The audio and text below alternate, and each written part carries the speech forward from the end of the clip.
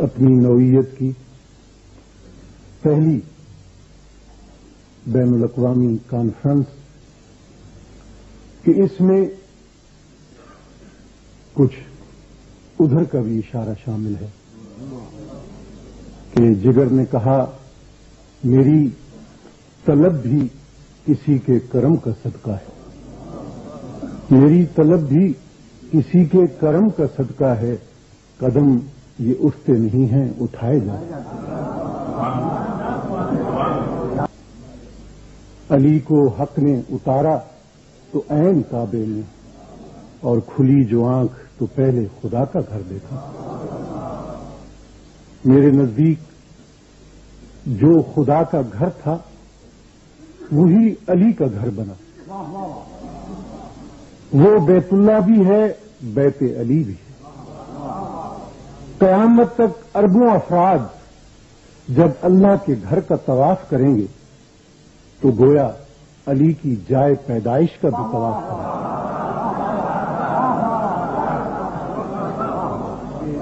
ایک پیشرو مقرر نے کہا کہ دو مکاتب فکر ہیں، ایک مکتب فکر آپ کو علیہ السلام کہتا ہے، دوسرا کرم اللہ وجہہ کہتا ہے۔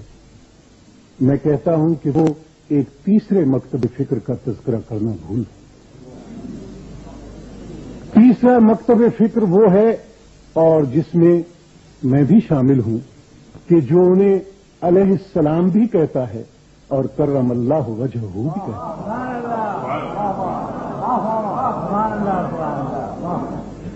مگر کرم اللہ وجہہ کیوں کہا جاتا ہے؟ ان کا ماتھا خدائے واحد کے سوا کبھی کسی کے آگے نہیں جھکا۔ ان کی سانس ایک ایک سانس کبھی شرک سے آلودہ نہیں ہوئی۔ تاریخ اٹھاؤ، اس میں بھی تمہیں بحثیں ملیں گی کہ سب سے پہلے اسلام کون لایا۔ میرے ایک دوست نے اس کی طرف اشارہ بھی کیا۔ اکثر علماء یہی لکھتے ہیں کہ خواتین میں حضرت خدیجہ سب سے پہلے ایمان لائیں، مردوں میں سب سے پہلے حضرت ابو بکر صدیق، غلاموں میں سب سے پہلے حضرت زید، اور بچوں میں سب سے پہلے حضرت علی۔ مگر میں کہتا ہوں کہ علی کے باب میں یہ انصاف نہیں۔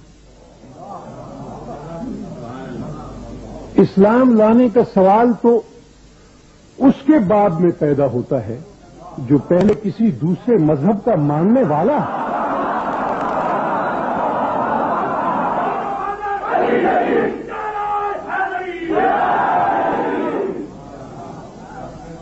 جو پہلے دن ہی سے مسلمان ہو، جس نے کعبے میں جنم لیا ہو، آغوش رسالت میں پرورش پائی ہو، اس کے اسلام لانے کا سوال ہی کہاں پیدا ہوتا ہے؟ تو بات یہ ہے، اور میں اگر تاریخ لکھنا چاہوں تو علی کے اسلام کے باب میں یوں لکھوں گا کہ علی مرتضی پہلے مسلمان نہ تھے، پہلے ہی مسلمان تھے۔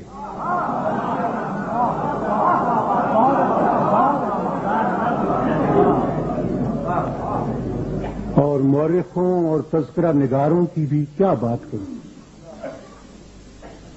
صرف اسی ضمن ہی میں تو انہوں نے جناب امیر سے زیادتی نہیں کی۔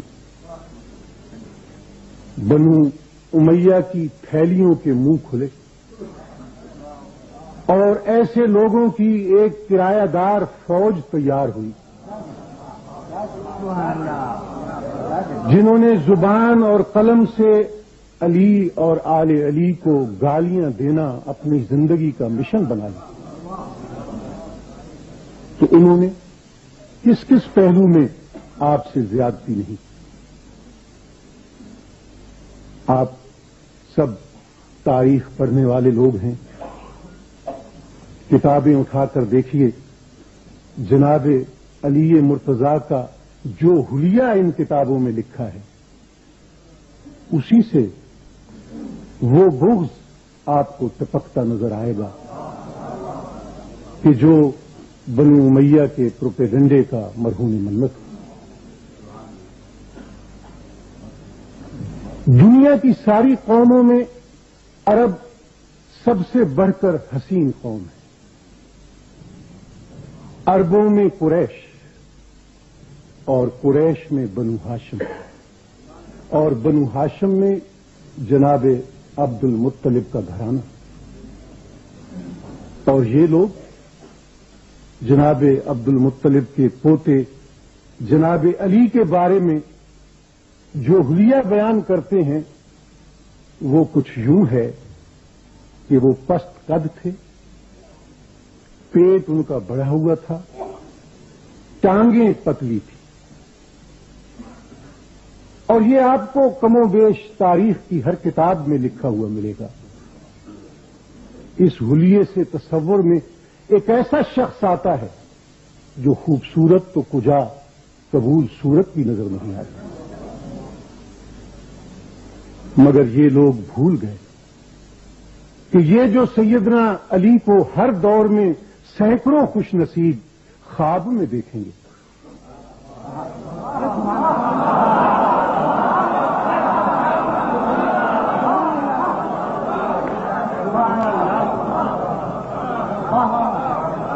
اور کچھ خوش نصیبوں کو تو وہ عالم بیداری میں بھی نظر آئیں گے. ان کی شہادت کو کیسے نظر انداز کیا جائے؟ میں دور کی بات نہیں کرتا. اسی مجلس میں ہمارے دوست علی صدیقی موجود ہیں جنہیں جناب علی خواب میں نظر آئے اور ان کی زندگی بدل کر رہ گئی. کسی مسلمان کی بات نہیں کرتا، ایک غیر مسلم پارسی کی بات کر رہا ہوں. کل جامعہ ملیہ کے وائس چانسلر نے ان کی کتاب کا ذکر کیا. وہ معمولی آدمی نہیں، کئی کتابوں کے مصنف، مشہور صحافی اور انگلینڈ میں آکسفورڈ یونین کے پہلے اور اب تک آخری ہندوستانی صدر. ان کا نام مسٹر ایف ڈی کراکا ہے، جن کی خود نوشت سوانح حیات کا نام ہے دین کیم حضرت علی. مولا علی نے اس شخص پر کیا کیا کرم کیے، کیسے خواب میں آ کر اس کی زندگی بنا دی، یہ تفصیل میں جانے کا موقع نہیں. صرف اس خواب کی بات کر رہا ہوں جس میں مسٹر کراکا نے جناب علی کی زیارت. جب جناب امیر اس کے سامنے آئے تو وہ کیسے لگ رہے تھے؟ ایک مسلم نہیں، ایک غیر مسلم شہادت دے رہا ہے. الفاظ پر غور کیجیے گا. وہ لکھتے ہیں but I couldn't see anything except a blinding light. مگر میں اس کے سوا کچھ نہیں دیکھ سکا کہ ایک نور چمکا، ایک جلوہ سامنے آیا اور میری آنکھیں چندھیا گئی. It was like looking into the sun. یہ ایسے تھا جیسے سورج کے اندر دیکھا جائے. مجھے شعر یاد آ گیا، نگاہ برق نہیں، چہرہ آفتاب نہیں، وہ آدمی ہے مگر دیکھنے کی تاب نہیں. کرم اللہ وجہہ، جس کے چہرے کو اللہ تعالی نے خصوصی فضیلت سے سرفراز فرمایا، اور صرف انہیں ہی سرفراز نہیں فرمایا، ان کے تمام آباء و اجداد کو بھی سرفراز فرمایا.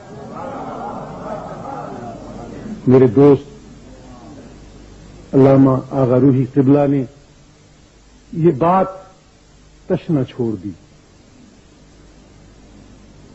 وہ اختلافات میں نہیں پڑنا چاہتے تھے، مگر میں مہمان ہونے کا فائدہ اٹھا رہا ہوں.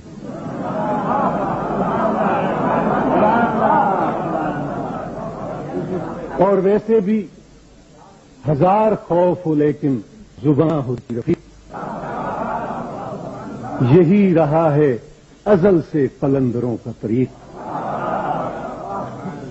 کہ پہلے دو عظیم الشان خلفاء کا دور آسان دور تھا کہ اس میں واسطہ دشمنوں سے تھا.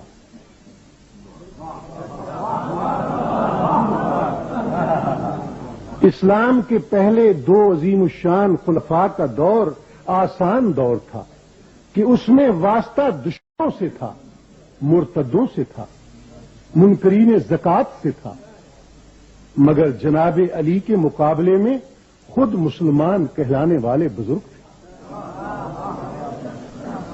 آپ نے اپنے عمل سے سبق دیا کہ جب کلمہ گو مسلمان بھی اسلامی نظام کے خلاف بغاوت برپا کر دیں تو ان کے خلاف تلوار اٹھانا بھی عین شریعت کے مطابق.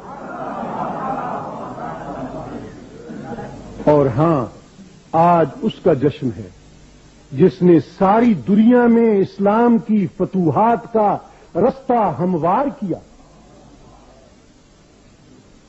کچھ لوگ کہتے ہیں، اور معلوم نہیں نادانی سے کہتے ہیں یا شرارت سے، مگر کہتے ہیں کہ حضرت علی کے عہد میں فتوحات نہیں ہیں، کیسر و کسرا کے تخت نہیں الٹے.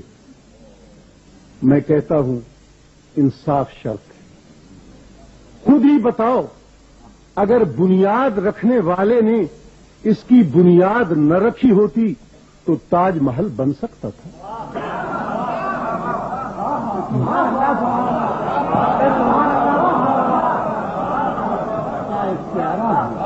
بیج بونے والے نے بیج نہ بوئے ہوتے تو فصل کٹ سکتی تھی.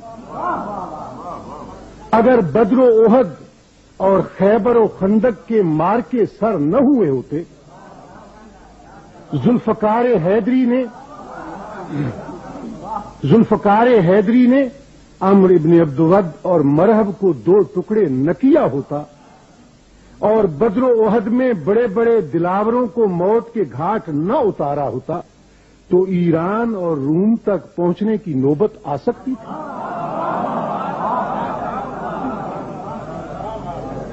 ضرب ید اللہی کو اسلامی فتوحات کی تاریخ سے نکال دو گے تو باقی ہی کیا بچے گا؟ جس کی اولاد جیسی اولاد چشم فلک نے نہیں دیکھی.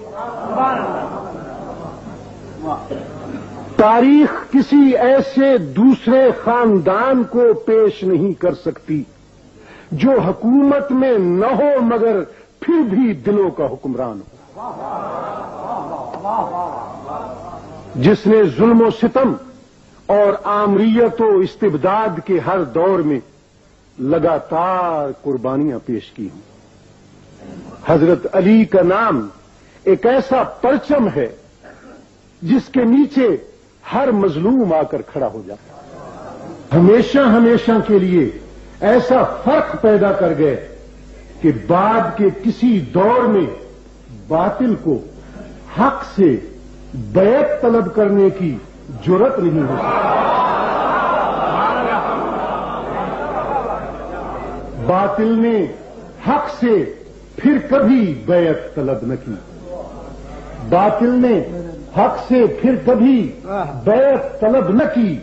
پھر کوئی کربلا نہ ہوئی کربلا کے بعد. سبحان اللہ. جب بنو امیہ اور بنو عباس کے حکمرانوں نے ظلم کا بازار گرم کر رکھا تھا تو یہ خانوادہ رسول اور علوی خاندان کے چشم و چراغ ہی تھے جو اپنے گریبانوں کا پرچم لے کر اٹھے اور مظلوموں کی آواز بن گئے. امام حسین کے پوتے جناب زید نے ہشام کے دور کے خلاف تحریک منظم کی اور حضرت امام حسن کے پوتے جناب نفس زکیہ نے منصور عباسی کے بالمقابل جان کی بازی لگا دی. اور دور کیوں جاتے ہو، امام خمینی کو دیکھ لو. ایک شہنشاہ وقت کو اس بوریا نشین درویش نے جس طرح شکست فاش دی ہے وہ تاریخ کا کوئی کم عجوبہ ہے؟ اس طرح جب جب تاریکی بڑھی، خاندان رسالت سے، خانوادہ سادات کے افق سے، اس طرح جب جب تاریکی بڑھی، خاندان رسالت سے، خانوادہ سادات کے افق سے ایک نہ ایک ستارہ ٹوٹا اور اس نے اپنی روشنی سے روحوں کی نگری میں اجالا کر دیا۔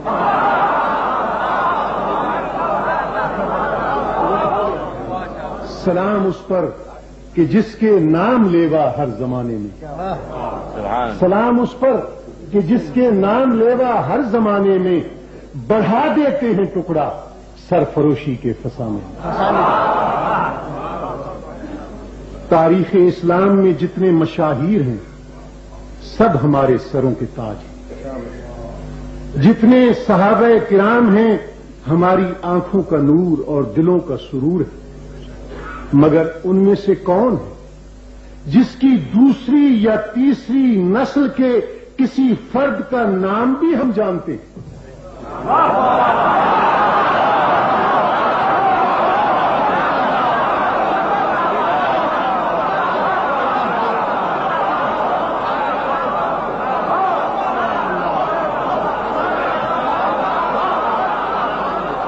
مگر خانوادہ نبی و علی کو دیکھو، کس طرح صدیوں سے اب تک چراغ سے چراغ جلتا چلا آ رہا ہے،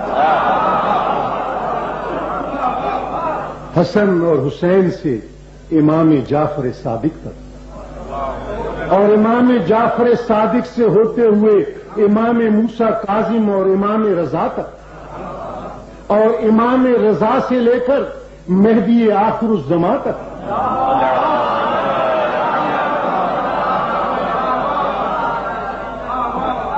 کتنے چاند ستارے ہیں جو آسمان اہل بیت پر جگمگ جگمگ کر رہے ہیں۔ شگفتہ گلشن زہرا کا ہر گلے تر ہے، شگفتہ گلشن زہرا کا ہر گلے تر ہے، کسی میں رنگ علی ہے، کسی میں بوئے رسول۔